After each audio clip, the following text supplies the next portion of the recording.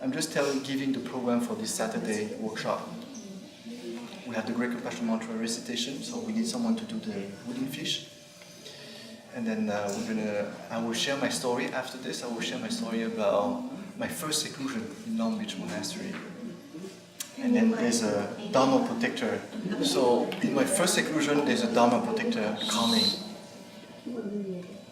Came, did something that shocked me off.